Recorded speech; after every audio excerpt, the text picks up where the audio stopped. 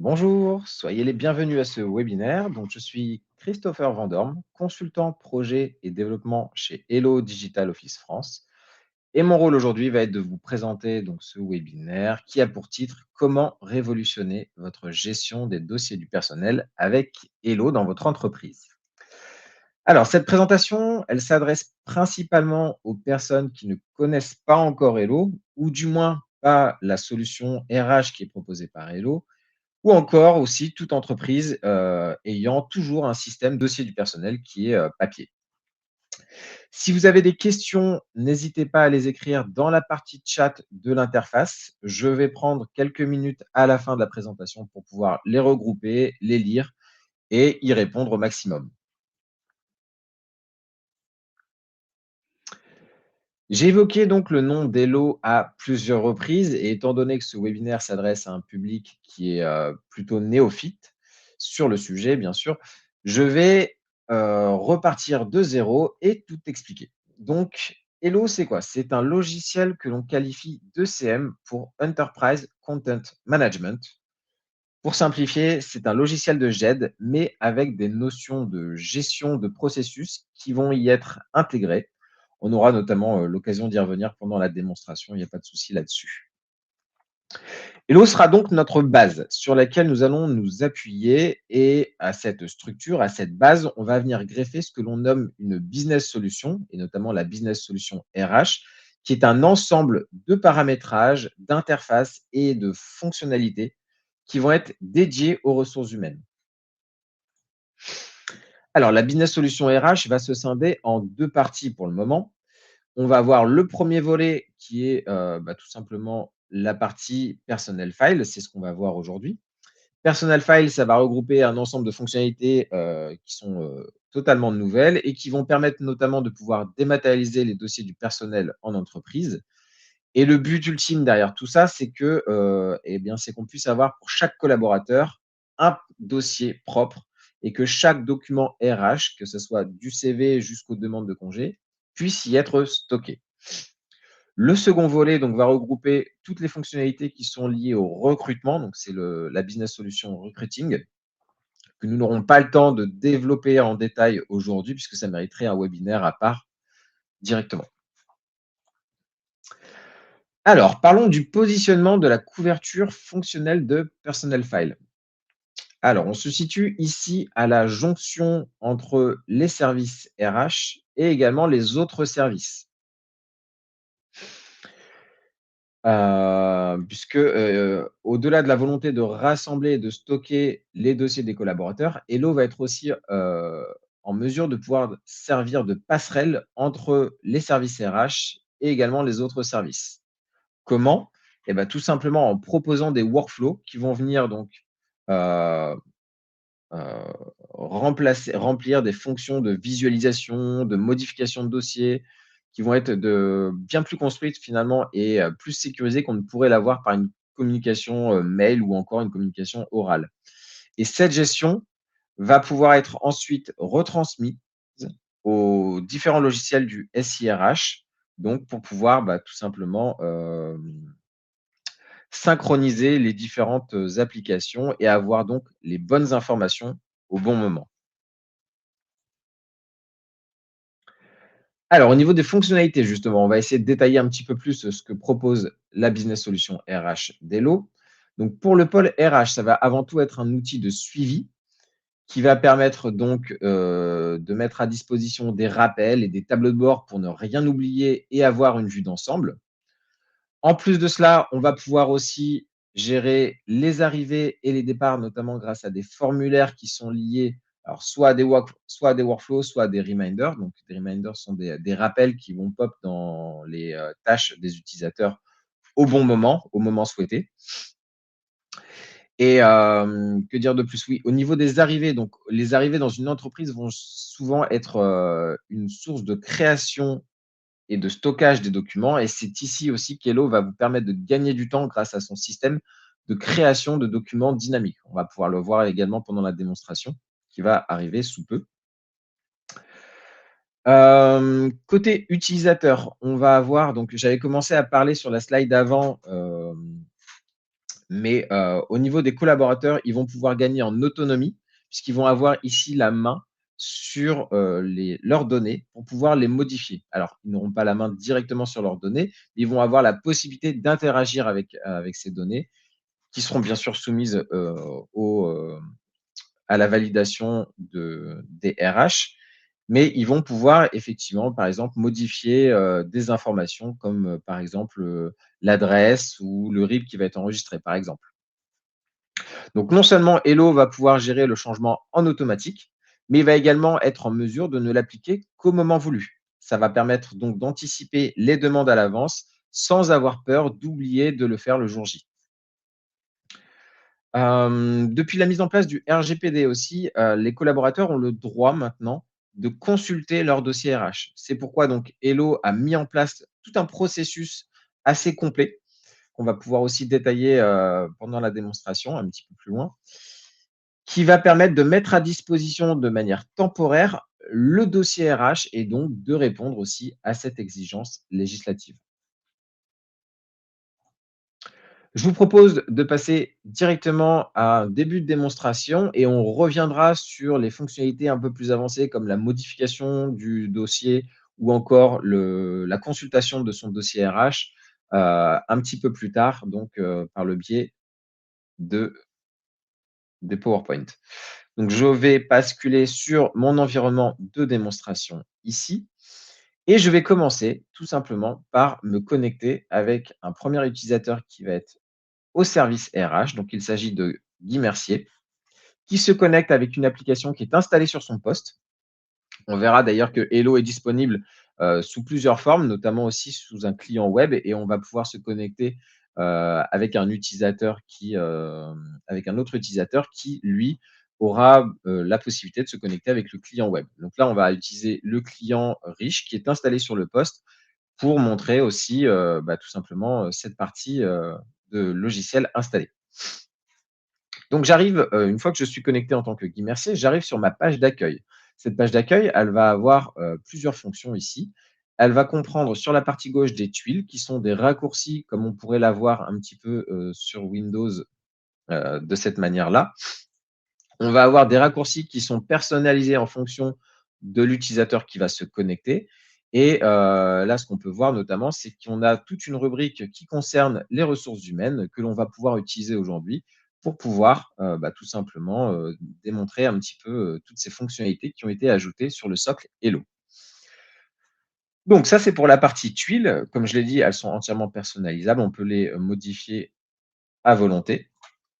Et sur la partie centrale, on va retrouver le fil d'actualité qui va, comprendre à la fois donc des, messages qui auront été générés automatiquement par la solution Hello, comme par exemple un workflow qui va avancer d'une tâche à une autre ou un utilisateur qui a renseigné une information, dans une tâche de workflow et qui est mise en avant par la solution. Mais on peut très bien aussi avoir, des informations qui auront été écrites par des utilisateurs. Par exemple, ici, je pourrais très bien venir commenter ce message et interpeller une autre personne de la solution. Voilà. Donc là, je mets mon message et je peux venir mentionner un utilisateur,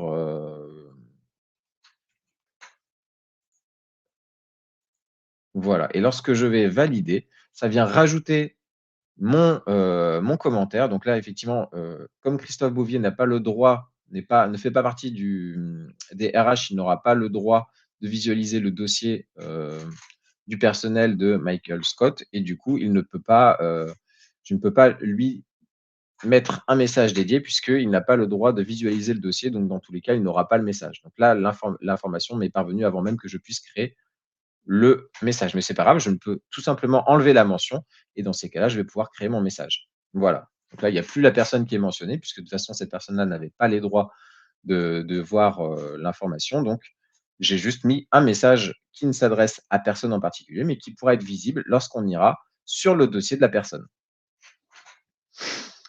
Bien, je vais aller donc sur mes dossiers du personnel. J'ai ici mon dossier ressources humaines et je vais commencer par créer un nouvel utilisateur. Donc là, on va en fait simuler tout simplement l'arrivée d'un nouveau collaborateur dans l'entreprise et on va pouvoir venir créer son dossier. Donc, je vais faire ressources humaines, nouveau et ici, nouveau collaborateur. On pourrait remarquer également que sur la page d'accueil, j'avais directement le raccourci nouveau collaborateur qui était également disponible. Les deux sont exactement la même fonction. Voilà, une fois que je clique sur nouveau collaborateur, là, je vais avoir la possibilité de choisir le modèle. Qu'est-ce que ça va impacter? Ça va impacter en fait directement toute l'arborescence qui va en découler. Je pourrais très bien avoir des arborescences, donc c'est-à-dire des dossiers et des sous-dossiers dans mon dossier de mon collaborateur qui vont être différents en fonction de son statut, en fonction peut-être aussi du site, en fonction peut-être aussi de la société, si vous êtes dans une entreprise qui est multisociété. Donc voilà, tout ça va pouvoir être ici paramétré. Donc là, c'est entièrement paramétrable. Moi, j'ai décidé de le faire en fonction du titre, en fonction du type de contrat, mais ça pourrait très bien être en fonction du site ou en fonction de la société. On va prendre ce modèle-là. Et donc, j'arrive sur une nouvelle fenêtre où l'on me demande ici de venir donc créer le nom du dossier RH que je souhaite créer. Donc là, je vais mettre par exemple ici Jim Alper. Le numéro du personnel, si on a des numéros qui sont déjà attribués dans l'entreprise, on peut venir le renseigner. Sinon, ça se fera automatiquement par Hello, qui sera en mesure d'attribuer un numéro du personnel automatique et qui permettra notamment d'avoir des fonctions d'anonymisation si l'on en a besoin pour des raisons RGPD. Le nom d'utilisateur Hello, donc ça, c'est pour relier le dossier que je viens de créer à un utilisateur Hello, ce qui lui permettra, lorsqu'il va se connecter à son compte, de pouvoir aussi faire la demande de consultation de son dossier. Donc là, je rattache l'utilisateur Hello au dossier RH que je suis en train de créer. Et la date d'entrée, on va dire qu'il est arrivé aujourd'hui. Voilà, donc là, je suis en train de créer son dossier et automatiquement, Hello me place donc sur le dossier qui vient d'être créé et on peut voir qu'en fait, une arborescence a été automatiquement générée. Hop. Donc là, on voit que le classeur a été créé il y a 2 minutes, qu'on a un nouveau dossier RH qui a été créé il y a quelques secondes et on voit directement toute une arborescence, ici relativement complexe, hein, je vous l'accorde. Mais ce qu'il faut savoir, c'est que cette arborescence est entièrement paramétrable et donc on a la possibilité ici de mettre finalement n'importe quelle arborescence, que ce soit de la plus complexe à la plus simple, pour que effectivement ça soit le plus parlant possible. Moi, j'ai mis une arborescence volontairement complexe pour montrer que c'était possible. Mais effectivement, dans la plupart des cas, on va être sur une arborescence qui va être beaucoup plus succincte et beaucoup plus simple. Donc, on voit qu'on a un certain nombre de dossiers, de sous-dossiers, etc., dans lesquels on va pouvoir se permettre de trier tous les documents qui concerneront donc notre utilisateur pour pouvoir y ranger les documents au bon endroit. En parallèle de tout ça, donc en parallèle de cette arborescence, j'ai également une checklist qui a été créée. Donc ça, c'est pareil, c'est une volonté de ma part, hein. J'ai rajouté cette checklist à chaque création de nouvel arrivant pour avoir un petit peu finalement une sorte de fil conducteur et de ne rien oublier, puisque c'est vraiment aussi toujours la hantise quand on a un nouveau collaborateur, c'est d'oublier une étape et de ne s'en rendre compte finalement que le jour de son arrivée et de constater qu'il manque des éléments lorsque notre collaborateur arrive dans l'entreprise. Donc là, par exemple, la première étape va être de compléter les informations sur la fiche collaborateur. Donc, je vais me placer sur ma fiche que je viens de créer, donc Jim Alper. Je vais avoir un formulaire qui est associé à mon collaborateur dans lequel je vais pouvoir venir renseigner ici des informations. Je vais pouvoir, par exemple, indiquer qu'il habite au 5 rue des exemples, 75 000 Paris. Voilà. Et en ayant renseigné cela, on voit maintenant que l'information a été stockée dans sa fiche, qui pour l'instant, je vous l'accorde, est relativement vide. Et on va voir en fait qu'on a aussi des mises en place de ces éléments qui va pouvoir être enrichi aussi par le biais des workflows. On va d'ailleurs le faire dès maintenant en, en créant un processus d'entrée. Donc là, on va rentrer dans le onboarding de Gmalper. Je vais faire l'entrée de mon collaborateur et je vais pouvoir ici renseigner des informations sur son environnement de travail, sur son affiliation ou encore, eh bien, tout simplement sur les entrées en service, départ, etc. Alors, l'affiliation organisationnelle, elle va avoir un intérêt ici, puisque en fonction de l'organisation de l'équipe ou du service qui va être renseigné, alors je vais le faire juste après, je vais d'abord le montrer.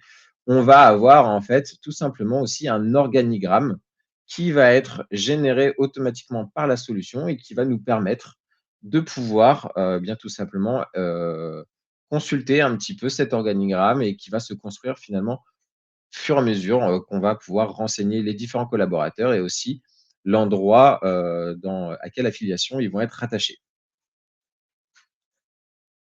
Je reviens sur mon collaborateur et je vais redémarrer le processus de onboarding. Donc son supérieur, eh bien, on va tout simplement dire qu'il s'agit de Guy Mercier, hein, c'est-à-dire moi-même en tant que connecté. Ça sera beaucoup plus simple. Son titre de poste, eh bien, écoutez, on va mettre commercial. Et on va le rattacher. Donc là, on voit qu'on a, un certain nombre de choses qui ont déjà été, mis. On va mettre par exemple commercial terrain et donc là, vous voyez, en ayant renseigné directement l'organisation, ça me renseigne également le service, l'équipe et cetera. Donc là, c'est pour gagner aussi un petit peu du temps. J'ai déjà mon affiliation organisationnelle qui a été renseignée. Maintenant, je vais pouvoir choisir donc l'entrée en service, et donc les informations liées aussi au contrat. Donc je suis sur un contrat à durée déterminée qui va durer par exemple 2 ans. Donc je vais choisir ici 2 ans et automatiquement, à partir du moment où je renseigne 2 ans, vous voyez que la date de sortie, même si celle-ci est modifiable, elle a été calculée automatiquement en fonction de la durée du contrat. Délai de résiliation, on peut laisser, oui, on peut laisser de cette manière. On va mettre une période d'essai à 2 mois. Donc on voit que la période d'essai se finira le 7 février 2024 et cetera et là, on pourrait renseigner encore d'autres choses. Je vais valider de cette manière. OK. Donc à partir du moment où j'ai, démarré mon processus de onboarding, là, en fait, c'est un processus qui va être démarré, qui est associé donc à cette fiche, qui va être, envoyée au responsable à son responsable, puis également ensuite au RH pour que tout simplement on puisse venir, bah, déjà valider que les informations ont été renseignées correctement ou encore les modifier s'il y a besoin. Donc là, étant donné que bah, la personne qui est au RH, il s'agit, de Guy Mercier et que le supérieur que j'ai renseigné est également Guy Mercier pour des raisons de simplicité, finalement le workflow va re continuellement renvoyer à Guy Mercier les différentes tâches pour avancer dans son workflow. Mais on peut très bien ici imaginer qu'il s'agit de personnes différentes et c'est ce que j'expliquais tout à l'heure, c'est que, Hello va être aussi un petit peu au milieu, il va faire la jonction en fait entre les autres services et le service RH puisque et c'est là où on va avoir une sorte de ping-pong au niveau des tâches qui va se faire pour pouvoir communiquer et échanger les différentes informations sur les collaborateurs qui vont rentrer dans l'entreprise. Donc là, si j'arrive sur mes tâches, on a donc ce qu'on peut voir, c'est que j'avais une nouvelle tâche, qui était, surlignée, qui était en gras avec une petite pastille verte qui signifie que c'était une nouvelle entrée que je n'avais pas encore consultée, contrairement aux 2 autres qui étaient, juste au-dessus et qui elles, étaient déjà dans mes tâches depuis un moment. On peut voir d'ailleurs que ce sont des tâches qui étaient aussi liées au service RH, comme par exemple, on va avoir ici des tâches pour nous indiquer les dates d'anniversaire ou les fins de période d'essai, et cetera, pour bah, tout simplement qu'en tant que RH, on puisse être au courant, un petit peu en avance aussi, des informations importantes pour chaque collaborateur, savoir si effectivement on arrive sur une fin de période d'essai, sur un anniversaire, sur une résiliation qui arrive, et cetera. Donc là, je vais tout simplement, eh bien, valider les informations puisque nous, on les a déjà renseignées lorsqu'on a, fait le onboarding. Donc là, on n'a rien à modifier de notre côté. Hop. Alors, c'est refusé. OK, c'est bon, ça a été validé. Là, on doit contrôler les données de base. Donc là, c'est envoyé au service RH pour contrôle. L'étape d'avant, c'était envoyé à son supérieur hiérarchique, qui était Guy Mercier. Et là, c'est envoyé au RH pour contrôle et validation. Donc là, on va faire la même chose. On valide. Et à partir du moment où on a validé, donc tout le monde a validé que les informations qui ont été renseignées sont correctes, et bien, en fait, ces informations vont être, tout simplement complétées, dans la fiche de Gmalper. Donc si je vais sur entrée et service départ, vous voyez ici maintenant que toutes les informations liées, à son contrat de travail ont été renseignées. Pareil dans la partie service, on a également donc le nom du supérieur, le titre du poste et cetera qui ont été renseignés aussi. Voilà, donc là, je vais pouvoir venir sur ma petite checklist et commencer aussi à la compléter. Donc on avait déjà renseigné effectivement les informations, donc notamment l'adresse, sur sa fiche dès le début et on vient de, juste faire le onboarding. Donc là, on va devoir ajouter maintenant la photo de profil. Donc je vais me resituer à nouveau sur ma fiche et je vais venir faire ici capturer une image. Donc je pourrais très bien ici avoir une caméra qui est connectée pour pouvoir, eh bien, prendre en direct, si la personne est en face de moi, une photo, et l'enregistrer dans mon système. Sinon, je peux aussi procéder, si j'ai un fichier, qui m'a été envoyé, je peux aussi l'insérer en tant que photo. Donc je vais le faire de cette manière. J'enregistre Gmalper, j'enregistre l'image et vous voyez, ça met automatiquement à jour sa fiche collaborateur avec son image qui apparaît à gauche. Donc là, pareil, hein, je peux retourner sur ma fiche, sur ma petite checklist et indiquer que cet élément est fait.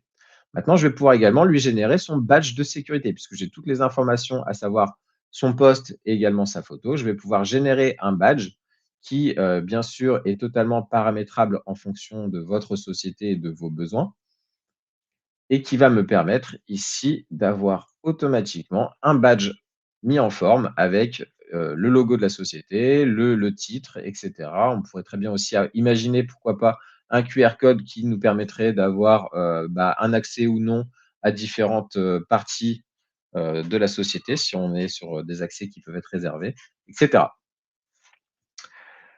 On va venir maintenant compléter également un petit peu, la fiche de, Gmalper pour pouvoir, par exemple, rajouter des documents.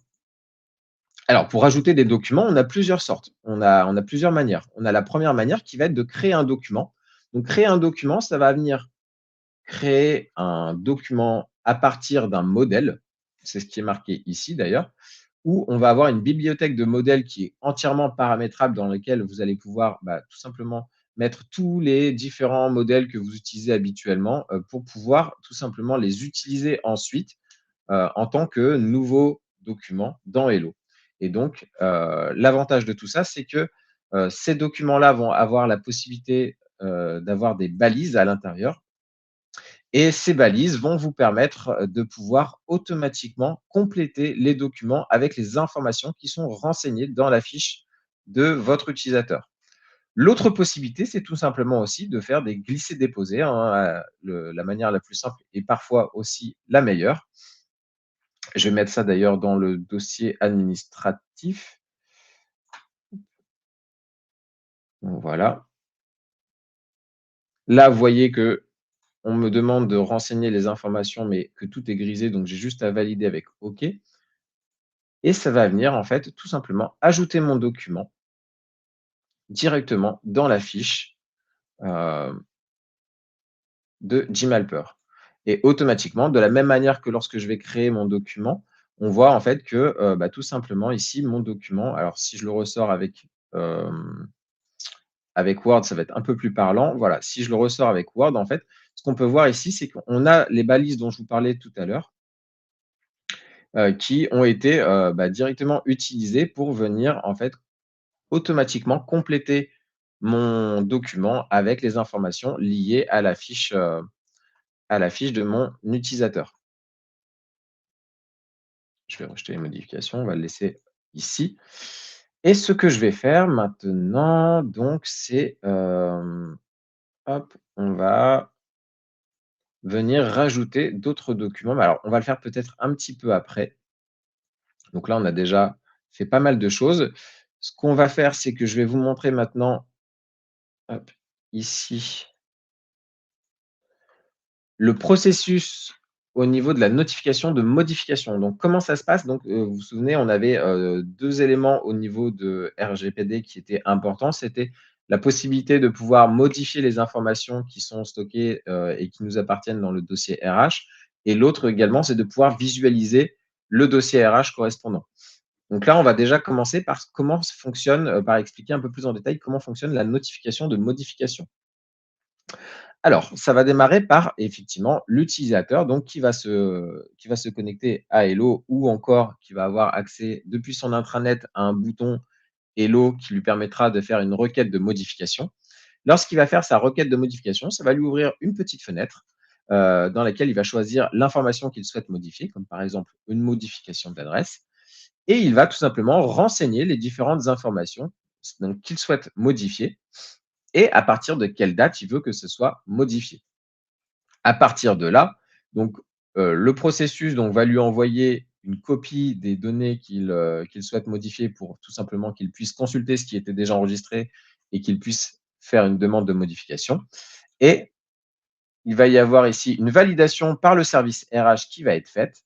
Si cette validation a été, donc validée par le service RH, on va venir rétrospectivement modifier le dossier RH à la bonne date, bien sûr, pour que ça puisse prendre effet. Donc, je vais revenir sur ma partie démonstration et pour cela, bien sûr, je vais avoir besoin d'un deuxième utilisateur. Donc là, on a toujours notre utilisateur Guy Mercier qui est connecté, à la solution sur le logiciel installé, donc en tant que responsable RH et on va maintenant se connecter en tant que Gmalper à la solution en tant qu'utilisateur lambda finalement et cette fois-ci, je vais utiliser le client web.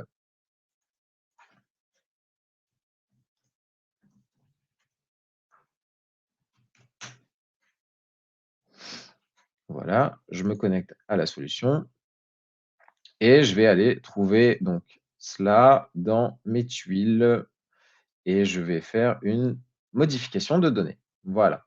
Donc là, je vais par exemple demander à modifier mes coordonnées et vous voyez, donc là, on voit Gmalper et cetera et alors peut-être pas coordonnées, est-ce que j'ai pas juste adresse? Voilà, adresse, ça sera plus simple, ça sera plus rapide.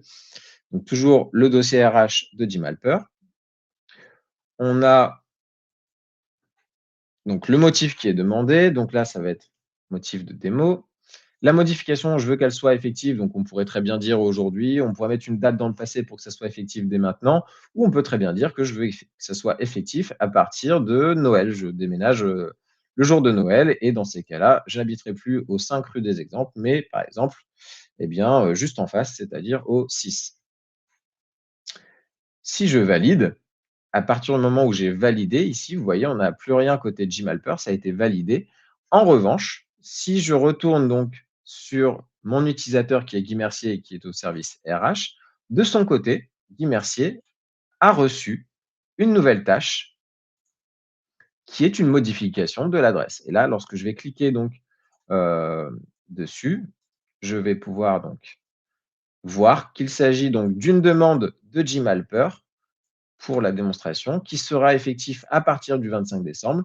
Et la nouvelle adresse, vous voyez, est 6 rue des Exemples. Et on voit une petite pop-up qui nous indique aussi quelle était en fait la valeur originale. Donc ça nous permet aussi de comparer pour voir si, s'il y a eu une modification ou non. Je vais pouvoir l'appliquer ou rejeter. Si j'applique, à partir de ce moment-là, en fait, tout simplement, j'aurai également une pop-up le 25 qui m'indiquera donc qu'il y a une modification de l'adresse qui est effective ce jour. Et ça pourra aussi en parallèle, donc ça c'est une chose qu'on est en mesure de pouvoir proposer avec Hello, ça peut envoyer à d'autres applications directement la modification de l'adresse pour que ça soit mis à jour dans tout votre système informatique. Voilà, donc ça c'était pour la modification, la demande de modification.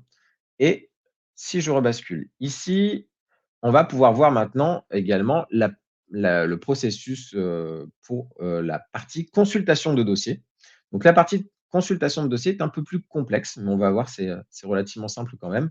On va avoir juste une petite préparation à effectuer avant. Je vais d'abord juste expliquer le fonctionnement global et ensuite on va préparer pour pouvoir mettre en avant un petit peu cette particularité. Donc là, on va avoir une consultation de dossier. Ce qu'il faut savoir, c'est que donc on va avoir notre utilisateur. Donc là, ici, ça va être à nouveau Gmalper qui va faire une demande de consultation de son dossier RH. Et bien sûr, sur sa demande de consultation, il va demander un certain niveau d'accréditation. et qu'on va pouvoir lui attribuer ou non. Donc, on va choisir en tant que RH quel degré d'accréditation au niveau de la confidentialité des documents que l'on va lui accorder. En fonction de ça, en fait, on va y avoir un tri au niveau du dossier RH qui va être fait et les documents qui sont confidentiels vont être retirés de la copie qui va être faite. À partir du moment où le RH aura validé donc cette demande de consultation, on va avoir en fait la requête va tout simplement donc rechercher le document avec l'accréditation demandée et il va venir créer une copie du dossier RH, mais vous voyez, sans les dossiers qui sont confidentiels, pour uniquement, en fait, tout simplement mettre à disposition les documents qui peuvent être consultés par l'utilisateur dans ce cas-là. Donc, c'est vraiment ici, il n'accède pas directement au dossier RH, il va accéder en fait à une copie filtrée du dossier RH.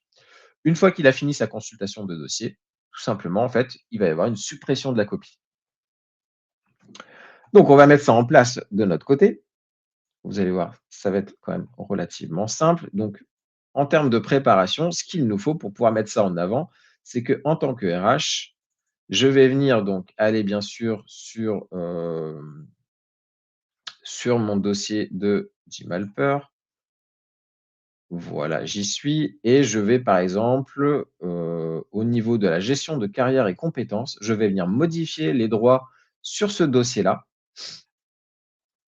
et je vais dire donc qu'il s'agit d'une habilité de sécurité interne uniquement. Ce qui fait que tout dossier ou tout document qui sera présent à l'intérieur ne sera pas visible, si je ne donne pas l'accréditation au document interne pour l'utilisateur. Donc on va quand même mettre un document à l'intérieur de ce dossier pour pouvoir mettre ça aussi en avant. Je vais mettre par exemple, voilà un petit PDF, ça sera très bien. Je dépose mon PDF et là ce qui va être intéressant aussi de voir, c'est que par héritage, mon PDF, vous voyez, il a également une habilitation de sécurité qui est également en interne. C'est-à-dire que là, on va avoir un héritage au niveau des droits. Le document va automatiquement hériter des droits du dossier dans lequel il va se trouver et donc de permettre aussi d'avoir une gestion qui va être beaucoup plus simplifiée pour les personnes de la partie RH, puisqu'elles n'auront pas à se soucier des droits lorsqu'elles vont ajouter des documents. Ça va automatiquement se mettre en place lorsqu'on va placer le document dans le bon dossier, tout simplement. Voilà, donc là, j'ai rajouté mon document et eh bien, on va pouvoir se connecter en tant que Gmalper, donc sur la partie client web, hein, toujours et on va pouvoir ici, cette fois-ci, faire une demande de visualisation de notre dossier RH. Donc demande de consultation d'un dossier RH. Bien sûr, on ne peut consulter que son propre dossier. Si en revanche, on est, responsable de plusieurs personnes, on a aussi la possibilité d'effectuer une demande de consultation des personnes, avec lesquelles on travaille. Donc, si on est responsable de Gmalper, on va aussi pouvoir faire une demande de son propre dossier ou encore de celui de Gmalper. Donc la raison de la demande, ça pourrait être également des mots et je vais pouvoir faire une demande de consultation. Voilà. Pas plus à faire côté utilisateur, hein. Ce qu'on peut remarquer, c'est que ce sont toujours des interfaces qui sont vraiment très simples pour les utilisateurs. On a uniquement des niveaux de détail un peu plus évolués lorsqu'on est côté, RH, puisqu'effectivement les options se décident plutôt côté RH. Donc là, si je mets à jour mes tâches, donc côté Guy Mercier, donc c'est-à-dire au niveau du pôle RH, on voit qu'il y a une nouvelle demande de Gmalper qui vient d'apparaître ici, qui est une demande de consultation de dossier, qui est envoyée à tout le service RH. Donc là, je vais me l'attribuer en tant qu'individu pour pouvoir la traiter. Donc on voit que ça concerne Gmalper, que ça a été demandé par Gmalper, et on va pouvoir ici, par exemple, donner une date limite. Ce qui fait que si la personne, par exemple, au bout de 15 jours, n'a pas fini de consulter son dossier, la copie va quand même disparaître. Et vous voyez, au niveau de la classification de sécurité, je pourrais très bien ici rajouter le niveau interne, mais sinon, par défaut, en fait, on va avoir uniquement les documents de classification normale ou de classification protégée qui vont être proposés à l'utilisateur. On a également une petite case à cocher qui est très intéressante ici, c'est que, si on veut être sûr de ne pas partager, des informations, voilà, qui ne devraient pas être partagées, on a la possibilité de consulter la copie qui va être créée avant de pouvoir la transmettre à l'utilisateur. Donc ça permet de vérifier finalement la consultation du dossier avant qu'elle soit envoyée directement. Ça vous permet aussi d'avoir une ultime vérification à ce niveau-là. Dans le cadre de la démonstration, on ne va pas venir cocher parce que ça nous rajouterait une étape inutile. On va tout simplement valider ici. Côté RH, on a terminé. Donc là, ce qui va se passer, c'est que, eh bien, tout simplement en arrière-plan, Hello va, si je reprends un petit peu, ce qu'on avait tout à l'heure, en fait, on est à cet endroit-là, donc on vient de faire la validation par le service RH et donc là, Hello va être en train d'effectuer une recherche des documents sur lesquels l'accréditation, est correcte et a été validée pour pouvoir créer une copie du dossier RH qui va être envoyée directement à notre utilisateur qui a fait la demande, c'est-à-dire donc Gmalper. Je vais revenir ici. Donc là, côté Guy Mercier, on n'a plus rien à faire, hein. Si je mets à jour, on voit qu'on n'a pas de nouvelles tâches. En revanche, donc si ça a eu le temps d'être traité, côté Gmalper, on va avoir normalement une nouvelle tâche qui est arrivée et qui nous permet de consulter le dossier RH. Si je vais dessus, on peut voir notamment donc qu'on a normalement, donc c'était quel dossier déjà qu'on avait enlevé? Je vais regarder à nouveau côté Guy Mercier. On avait enlevé le dossier qui s'appelait gestion de carrière et compétences. Donc là, on va regarder s'il a bien été retiré ici. Et là, on peut voir effectivement qu'on ne retrouve pas notre dossier, gestion de carrière et compétences et donc on n'a pas accès au document qui a été mis à l'intérieur tout à l'heure. En revanche, on peut consulter tout le reste, comme prévu. Donc vous voyez, il y a bien ce système d'accréditation et qui nous permet vraiment aussi de filtrer en fonction donc des droits qui ont été habilités. Dès que, eh bien, tout simplement, Gmalper aura terminé de consulter son dossier, hein, on voit qu'il peut se balader effectivement dans son dossier RH comme il le souhaite et qu'il peut aller consulter les documents, qui l'intéressent. Dès qu'il aura terminé, il peut de lui-même dire qu'il a terminé la consultation du dossier. Sinon, comme je vous l'aviez pu le voir tout à l'heure aussi, on a la possibilité de mettre une deadline et dans ces cas-là, une fois que cette deadline est dépassée, de toute façon, la tâche disparaît et le dossier également, enfin, la copie du dossier également. Voilà. Juste pour terminer, donc sur la partie démonstration, si je reviens donc en tant que Guy Mercier, on a également un tableau de bord qui est intéressant pour les personnes donc de la partie RH. Donc en plus de l'organigramme, on va avoir également un tableau de bord qui nous permet d'avoir une vue calendaire sur les différents événements. Donc là, c'est une vue, tableau, mais on peut avoir aussi une vue calendaire avec les différents, éléments qui vont se passer, par exemple, durant le mois, l'année, le jour et cetera et on voit, par exemple, qu'on a des petits événements comme ça ponctuels qui arrivent, comme par exemple, aujourd'hui, on a bien la date d'entrée donc de Gmalper. Donc voilà, ça vous permet d'avoir un récapitulatif. On peut avoir aussi, vous voyez, en fait, tous ceux qui sont en statut arrivé, ceux qui sont en statut préparé, ceux qui sont en statut employé, en départ, en licencié, en retraité, et cetera, pour aussi avoir, une vue globale sur l'ensemble des, collaborateurs qui ont été, qui sont employés. Donc voilà pour cette partie de démonstration. Pour terminer, j'aimerais juste également ouvrir un petit peu, le champ des possibles puisqu'on a parlé effectivement uniquement de personnel file.